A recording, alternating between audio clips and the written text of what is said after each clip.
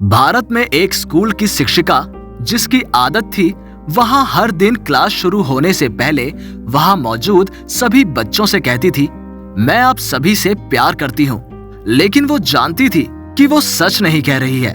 राजू के नाम पर कक्षा में एक लड़का जिसको वो बिल्कुल भी सहन नहीं कर सकती थी। राजू के बाल थे धूल भरे, जिसका मन कक्षा में भी नहीं होता था। पढ़ाई के समय वो बहुत बेखबर रहता है। मैडम की फटकार से वो चौंक कर उसे देखता रहता है। हालांकि राजू कक्षा में शारीरिक रूप से उपस्थित था, लेकिन उसका मन कहीं और ही था। राजू की ओर धीरे धीरे मैडम के मन में घृणा होने लगी। मैडम की कक्षा में प्रवेश करते ही राजू उसकी आलोचना का शिकार हो जाता। सभी प्रकार के बुरे कर्म की मिसाल राजू के नाम से ही चलती थी। बच्चे उसे देखकर और हंसते थे। ये देखकर मैडम को भी उसका अपमान करके खुशी हुई। हालांकि राजू इनमें से किसी भी प्रश्न का उत्तर नहीं देता था। राजू बस देखता रहता था, जिसमें भावना जैसी कोई बात ही नहीं थी। परीक्षा खत्म होने के बाद जब रिजल्ट कार्ड निकला तो मैडम ने रिजल्ट कार्ड पर राजू के माता पिता को दिखाने से पहले उसके बारे में सारी गलतियां लिख दी। हेडमास्टर को रिजल्ट कार्ड भेजा और उसने राजू का परिणाम देखा और मैडम को बुलाकर कहा, मैडम, रिजल्ट कार्ड पर ऐसी बात लिखनी चाहिए जिससे प्रेरणा मिले। आपने जो लिखा है उसे देखकर राजू के पिता निराश होंगे। मैडम ने कहा, आई एम सॉरी, लेकिन राजू बहुत ही बदमाश और नालायक स्टूडेंट है। मुझे नहीं लगता कि मैं उसके बारे में कुछ अच्छा भी लिख सकती हूँ। बोलते बोलते वो वहां से उठ गई। प्रधान अध्यापक ने एक अजीब काम किया। उसने राजू के पिछले साल के सभी परिणाम कार्ड मैडम की टेबल पर दूसरे कागजों के साथ रख दिए। अगले दिन जब मैडम स्कूल आई तो उसने रिजल्ट कार्ड देखा तो देखा कि ये राजू का रिजल्ट कार्ड है। उन्हें लगा कि उसने पिछले साल इतना ही बुरा परिणाम दिया होगा। जैसे ही वो सोचती है, उसने तीसरी क्लास का रिजल्ट कार्ड खोला। रिजल्ट कार्ड के कमेंट पढ़कर हैरान रह गई। वहां लिखा था, राजू जैसा बुद्धिमान बालक मैंने आज तक नहीं देखा। वो बहुत संवेदनशील बच्चा है और उनके सहपाठियों और शिक्षकों को सम्मान और सहयोग करता है। आखिरी सेमेस्टर में भी राजू ने जीता पहला स्थान। मैडम ने बेचैनी से चौथी क्लास का रिजल्ट कार्ड खोला। उसमें लिखा है, राजू की माँ बीमार है, इसलिए वो पढ़ाई करने से हिचकिचाता है। वो बेपरवाह हो रहा है। इसके बाद उसकी माँ की मृत्यु हो गई और इसके बाद राजू के जीवन की सारी आशाएं और एक सुंदर भविष्य की रोशनी सब चली गई। इससे पहले कि बहुत देर हो जाए, उसे बचाया जाना चाहिए। मैडम का सिर भारी बोझ के नीचे दब रहा था और उसने कांपते होठों से रिजल्ट कार्ड बंद कर दिया। उसकी आंखों में आंसू भर आए।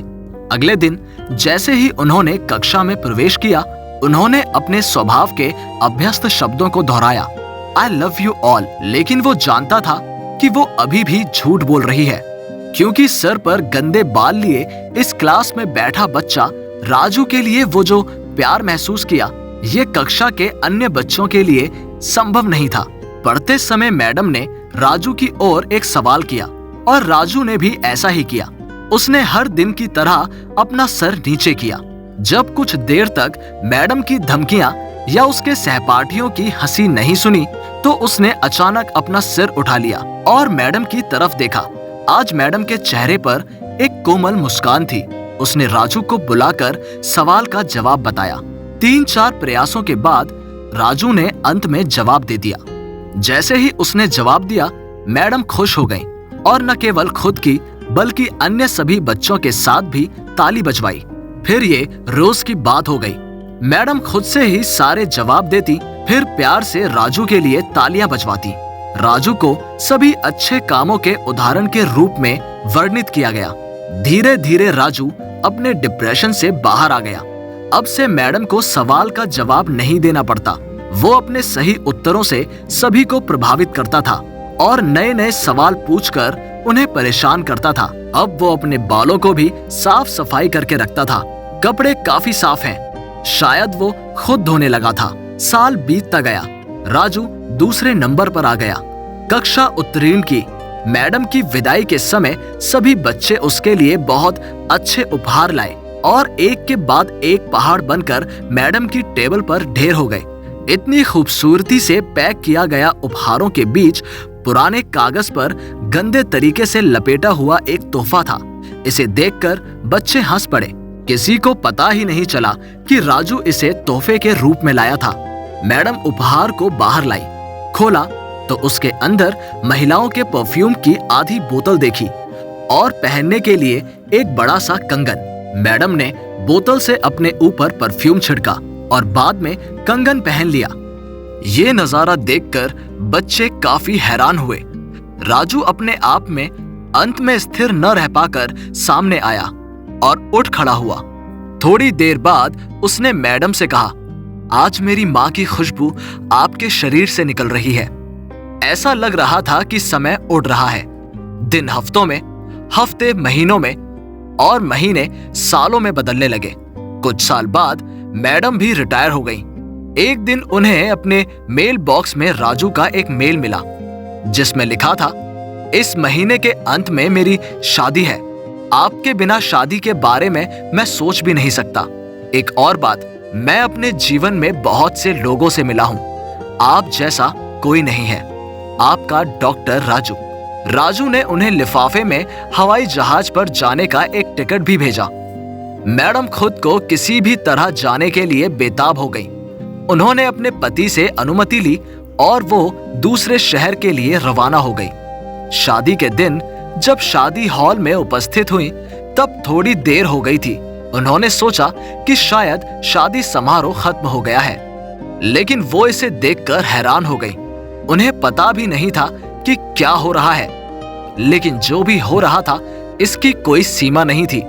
शहर के सभी बड़े डॉक्टर्स, बिजनेसमैन, यहाँ तक कि सभी शादीशुदा आदमी और पंडित भी इतना थक गए थे कि किसी के आने में अभी भी राजू वेट कर रहा है। लेकिन राजू मैडम के आने का इंतजार कर रहा था। अंदर घुसते ही राजू उन पर झपटा और उनके हाथों को पकड़ लिया जिसमें अभी भी वो कंगन पहने हुए थी। उन्हें सम्मान पूर्वक मंच पर लाया गया। राजू ने माइक को हाथ में लिया और कुछ इस तरह कहा, दोस्तों, आप सभी हमेशा मुझसे मेरी माँ के बारे में पूछते थे और मैंने आप सभी से वादा किया था कि बहुत जल्द सभी को मैं उसका परिचय दूंगा। ये है मेरी माँ। वर्तमान में ऐसी कई शिक्षक हैं जो छात्रों के मोटिवेशन को बर्बाद करती हैं। कक्षा में एक कमजोर छात्र को तुच्छ समझना उसका मनोबल छोटा कर देता है। सच्चा शिक्षक वही है जो ऐसा कभी नहीं करता। शिक्षक अकेले ही छात्र के मन में सच्चाई प्रकाश डाल सकता है, ऐसा प्रकाश जिसको नमन किया जाता है।